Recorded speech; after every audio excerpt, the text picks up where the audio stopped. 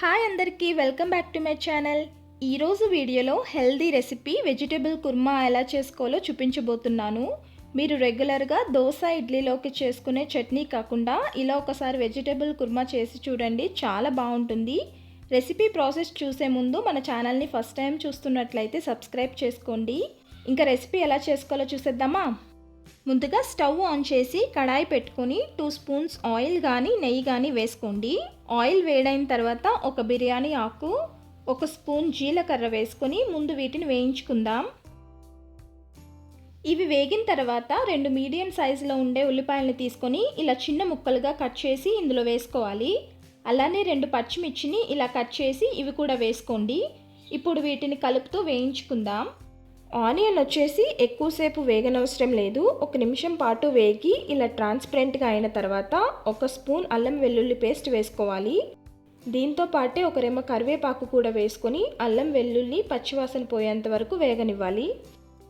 ఇవి బాగా వేగిన తర్వాత 1 టమాటాని ఇలా చిన్నగా కట్ చేసుకొని ఈ ముక్కలు కూడా ఇందులో యాడ్ చేసుకుందాం. టమాటా ముక్కలు సాఫ్ట్గా అయ్యేంత వరకు వేయించుకోవాలి. ఇలా 2 నిమిషాలు వేయించుకుంటే టమాటా ముక్కలు సాఫ్ట్గా ఉడికిపోతాయి. ఇప్పుడు వెజిటేబుల్స్ యాడ్ చేసుకుందాం. 1 క్యారెట్ని ఇలా కట్ చేసుకొని వేసుకున్నాను. 5-6 బీన్స్ని ఈ విధంగా కట్ చేసి వేసుకుందాం.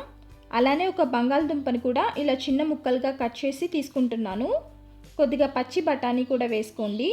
ఇప్పుడు కొద్దిగా సాల్ట్ని వేసుకొని ఈ వెజిటేబుల్స్ అన్నీ వేయించుకుందాం. మీరు కావాలంటే కాలీఫ్లవర్ కూడా వేసుకోవచ్చు.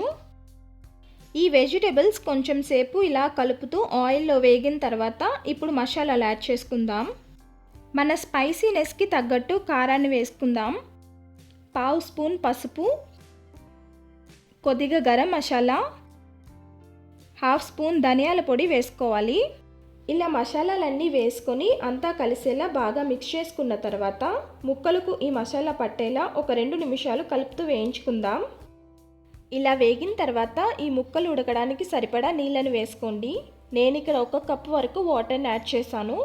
ఇప్పుడు ఒకసారి మిక్స్ చేసుకొని మూత పెట్టి 3 నుంచి 4 నిమిషాలు మీడియం ఫ్లేమ్లో ఉడికించుకుందాం.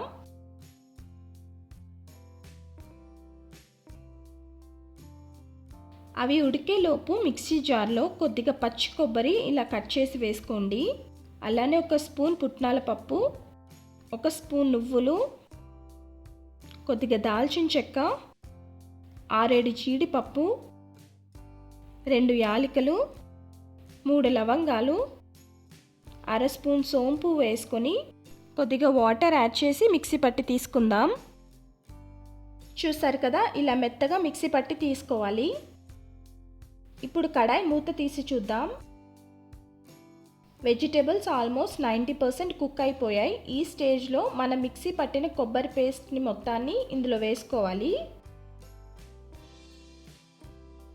ఇలా వేసుకొని ఒకసారి కలిపి కొంచెం సేపు మగ్గించుకుందాం.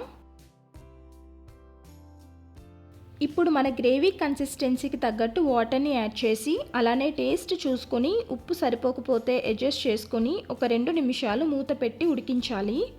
మీరు ఈ వెజిటేబుల్ కుర్మాని త్వరగా చేసుకోవాలనుకుంటే కుక్కర్లో కూడా చేసుకోవచ్చు. 2 నిమిషాల తర్వాత ముక్కలు బాగా ఉడికి గ్రేవీ కూడా దగ్గర పడింది. ఇంకా ఫైనల్గా కొత్తిమీరను వేసుకొని ఒకసారి కలిపి స్టవ్ ఆఫ్ చేసుకుంటే మన వెజిటేబుల్ కుర్మా రెడీ అయిపోయింది. నేను ఇడ్లీ దోశలోకి ప్రిపేర్ చేస్తున్నా కాబట్టి ఈ కన్సిస్టెన్సీలోనే స్టవ్ ఆఫ్ చేసుకున్నాను. మీరు చపాతీ రోటీలోకి సర్వ్ చేసుకోవాలనుకుంటే గ్రేవీ ఇంకొంచెం థిక్గా వచ్చేంత వరకు కుక్ చేసుకుంటే బాగుంటుంది. మరి చూసారు కదా వెజిటేబుల్ కుర్మా ఎలా చేసుకోవాలో. మీకు కుదిరినప్పుడు నేను చెప్పిన ప్రాసెస్లో ఈ వెజిటేబుల్ కుర్మాని మీరు కూడా ఇంట్లో ట్రై చేయండి. ట్రై చేసిన తర్వాత రెసిపీ ఎలా వచ్చిందో మీ ఫీడ్బ్యాక్ని కామెంట్స్లో చెప్పండి. అలానే వీడియో నచ్చితే లైక్ చేసి మీ ఫ్యామిలీ ఫ్రెండ్స్కి కూడా షేర్ చేయండి. ఇలాంటి మంచి రెసిపీస్ కోసం మన ఛానల్ని సబ్స్క్రైబ్ చేసుకోవడం మర్చిపోవద్దు. Thank you for watching.